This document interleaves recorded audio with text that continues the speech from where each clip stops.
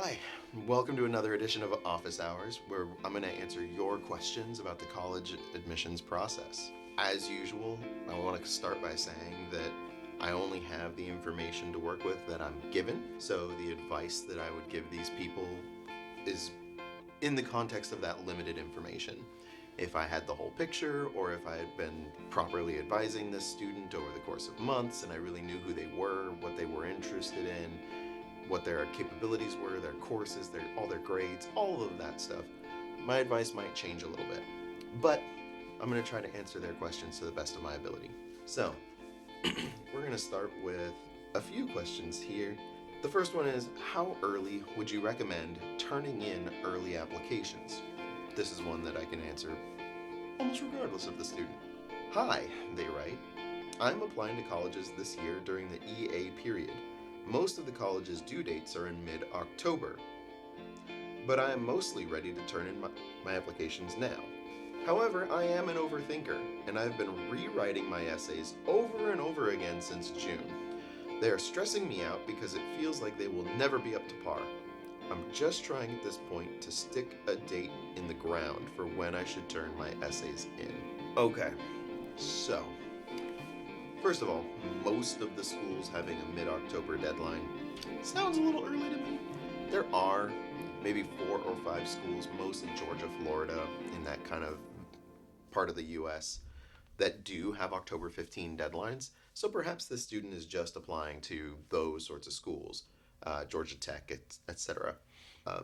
But regardless of whether the deadline is November 1, November 15, or October 15, or even December 1, it doesn't matter how much earlier you turn the application in, right? You could turn it in 2 weeks before, you could turn it in a month before, you could turn it in the night before. I don't recommend that last one because that tends to stress you out a lot. Common application tends to become more unstable the day before a big deadline, like November 1st. The UC application tends to become a little unstable on November 30th. So if you can get your application in at least 24 hours in advance, I recommend getting it done a week in advance, and then you don't have to worry about it. But if you can at least get them in by that deadline, it's fine. There's no actual advantage to turning in your application early unless it's a rolling deadline school. A rolling deadline school will read your application within a couple of weeks of receiving it and then send it back to you with a response, or not send the application back, but send you a response um, within a couple of weeks. And so the earlier you can do that, the sooner you have an acceptance in your hand or a wait list or whatever their decision is, right? But generally speaking, the sooner you'll have an acceptance in your hand, you'll feel more comfortable and confident, maybe a little less stressed out. The college knows that they have somebody who's interested in their school, and you got into that process early enough that they weren't running out of space, right? If you wait until February, March, April to submit those applications, they might not have a whole lot of room left, and that's why some of these schools do rolling admissions. But if it's a regular deadline, if they just say get it in by October 15, whether you turn it in October 14 or August 14 doesn't really matter.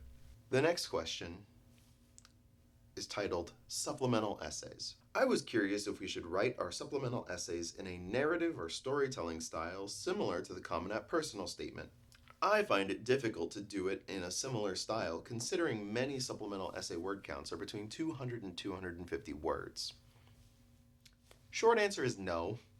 You shouldn't write those essays in a narrative style. If we're talking about the 200 to 250 word supplements, those are the why us, the why major, the diversity essay, the community essay, write a letter to your roommate, tell us about, I don't know, your favorite book.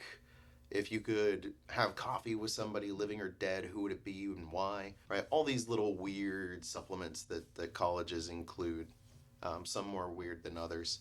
But you can't write in a narrative style and get it within 200 to 250 words. Just answer the question as directly as possible, give specific details, and move on.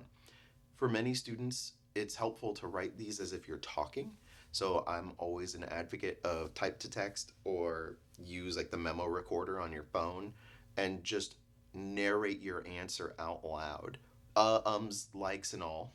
And then go back and type it in, or if you use type to text, go back and delete all the likes, correct your commas and punctuation, and then you can make it sound a little bit more like you wrote it instead of said it. You can change the vocabulary, rearrange the sentences, sort of shift clauses and statements around so it makes a little bit more sense.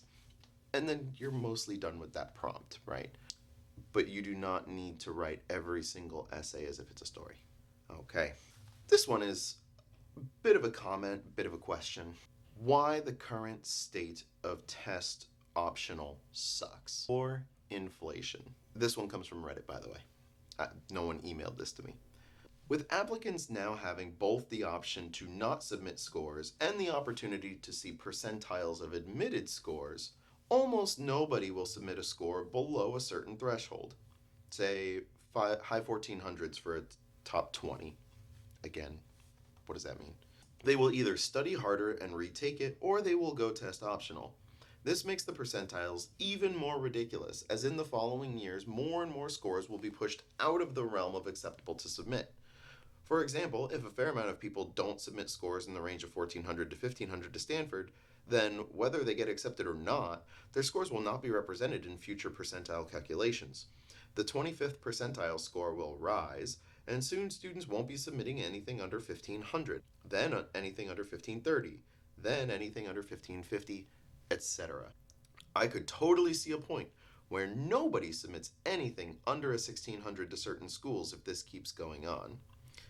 Anyway, I'm glad to be in an application cycle where I don't have to retake a 1580. I genuinely think that this is what will happen in the next decade or two. And I've got a couple of things to say about this. Number one, in theory, this is absolutely fair. We do know that students look at the middle 50% of SAT scores. That is the 25th percentile and the 75th percentile of scores that were submitted by students or by accepted students to certain colleges. And these colleges do give that information up freely for the most part, if they have it.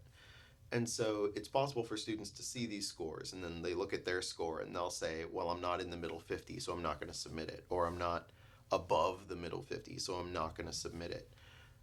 And so we have seen in the test optional environment, we have seen those scores kind of creep up as only students with really strong scores submit them. And that's what's going to happen, right? However, that does not mean that the colleges themselves are expecting those scores to be submitted in that fashion. Yale went back to requiring the SAT, and in their justification, they flat out said there were students, either first generation or low income, otherwise disadvantaged students, historically or socioeconomically or otherwise, who did not get into Yale but would have gotten in if they submitted their SAT scores. And their SAT scores were somewhere in the range of like 1150 to 1400. Most of these students didn't submit those scores because they were low, but they would have been acceptable enough to Yale given the entirety of the student's application that they would have admitted that student with that score. It's not as if the score would have caused their application to get thrown into the discard pile. And so the colleges have set sort of like a minimum acceptable benchmark for their SAT score or their ACT score. And if you're above that minimum acceptable benchmark, then submitting the score is great. Do we know what that benchmark is? No. Does that benchmark perhaps change every few years? Perhaps. Does it never change? Perhaps. You would have to be in that admissions office to know what that score is and to know how often it changes. But what we do know is the scores that other students submit, and we do see those creeping up and up and up. That does not mean the college's expectations are creeping up and up and up. It means that the students are competing with one another, and there's this one-upsmanship happening with scores. So, realistically, you could still submit a score of 1480, and I encourage students to do so. I don't want students looking at every single middle 50 and then agonizing over whether they should submit to one school and not the other. I want them looking at themselves, looking at their application, looking at their transcripts, looking at their activities, and asking themselves the question, is my application stronger with this score, or is it weaker with this score? Maybe I have like a like a 3.5 GPA and like a 1400 SAT score. That 1400 is a strong indicator of your ability, even within the context of a 3.5 GPA, probably worth submitting to just about every single school you're going to apply to. There are caveats to this, of course. I think I've said in another video that, certain specialty schools or STEM schools, places like MIT, of course, their middle 50 for math starts at 800. So the top 25% are all submitting 800s, and probably more than that are submitting 800s in math. So a 1400, yes, it's submittable, but to a specialty school like MIT, your math score would need to be pretty high in order for that to be a good idea. Now, that said, MIT does require the SAT, so you have to submit it no matter what, but that's just an example of a school that has an unnaturally high math score compared to, say, like many other schools, liberal arts colleges, etc., where they're not looking for that huge math, right? So generally speaking, I would encourage students to sort of look at their application, look at their score, and then decide, does the score help me or does the score hurt me? If it helps you, you should submit it to pretty much every school that you're applying to, regardless of the school's middle 50. Let them worry about that. Let them worry about what their minimum acceptable score is. You worry about yourself and your application. And that'll take away a lot of the stress, and that'll take away a lot of this gamesmanship of like, do I, don't I, let me check every single school. So I share the students' concern about score inflation. We are seeing score inflation happen in the test optional environment, but it's not a reflection of the school's increasing standards. It's a reflection of students competing with one another and the anxiety, which ironically creates more anxiety as those scores creep up. And that's just the way it goes. Okay. Next, and probably last question. I'm gonna shit my pants. Hi, everyone. I'm really struggling with the stress right now. I'm literally shitting my pants. I'm from Poland, and I'm aiming to get into the Ivy League. I know the essay is one of the most important parts of the application, isn't it? Where can I find some tips on how to write the best essay?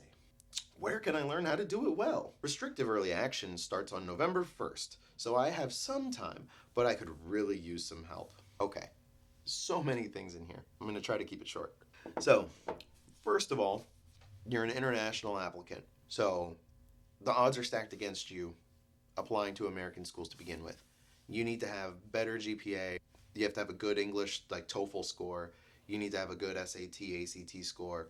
You need to still have extracurriculars, all these things. They need to really want you. You also need to be financially prepared, or your family needs to be financially prepared to pay for you to go to college here. So, in most parts of the world, college is relatively inexpensive, right? You're going to pay $2,000 to $10,000 a year.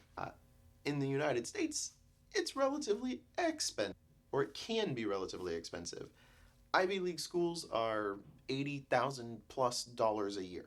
So you better be financially prepared to take on that burden, because a lot of these colleges, unless there's some sort of magnificent extenuating circumstance, they're not going to be giving you a whole lot of merit money to attend. Being from Poland and not from like a war-torn place like Ukraine or Palestine or Israel or those sorts of places, there's not going to be any sort of positive press for helping random kid from Poland. And if you're this stressed out about the applications, I'm assuming that you don't have a lot of other sort of fantastic things going on in your life that are taking up your time, and that you're confident in showing to an admissions person. These are just assumptions that I'm making based on what I'm seeing here in this short little response. So given that, I would assume that you're going to end up being a full pay student. So just keep those things in mind. Secondly, the Ivy League schools all are single digit admit rate schools. So I look at these schools as like you're kind of gambling. No matter who applies, the school is a reach. A 3% admit rate to Harvard is a 3% admit rate to Harvard. 97% of everyone is getting rejected. And so that's 97% of valedictorians are getting rejected. 97% of amazing athletes are getting rejected. 97% of entrepreneurs are getting rejected. Nonprofit starters, whatever. Pick your amazing accolade. 97% of them are being rejected. So you are kind of gambling in this sense that each Ivy League school has somewhere between a 3 and a 9% admit rate. There might be an 11 in there somewhere, but that doesn't really change the calculation in any meaningful way. 11's not all that great either in terms of admission rate.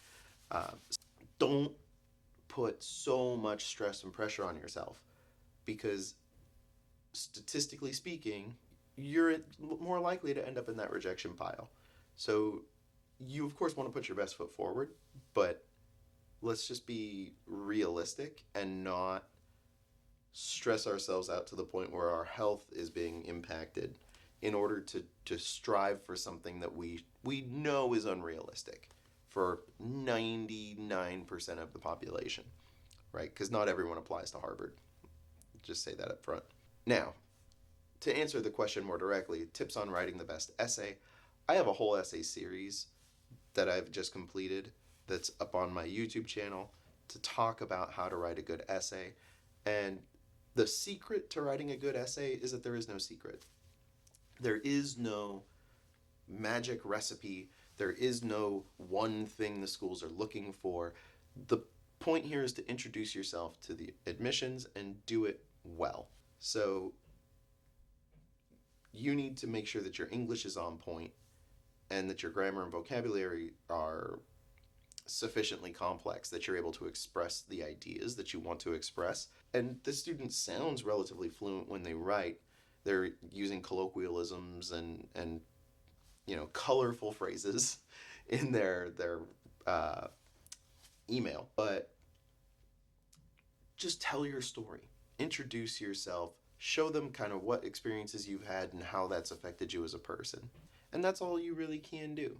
And then when you go to say like why Harvard, or talk about Brown's open curriculum, or whatever supplement you do, just make sure that you've done research into the school and you're not saying I want to go to Harvard because Harvard. That's not going to be a good enough reason. They really want to know what you're going to do there and how their resources and mission align with your values and what you want to achieve in life, and how you're going to take advantage of the opportunities that they can provide you. So just keep that in mind when you go to write. And that's going to be it for today. I do have more questions that I want to go through, but I'm going to save those for another video. If you have any questions, please feel free to shoot me an email at collegequestions@dawesacademics.com. You can also reach out to me via Instagram at dawesacademics, and I will see you next time. Thanks for watching. So, if that video helped you, then please help me by liking, sharing, and subscribing, or following, on whatever social media platform you prefer. Doing so really helps allow me to do what I like to do, which is help students and families manage the college application process. And if you're looking for more targeted support yourself, there's a link in the description that'll allow you to book a consultation with me, and we'll see how I can help. It's free. Anyway, thanks again for watching.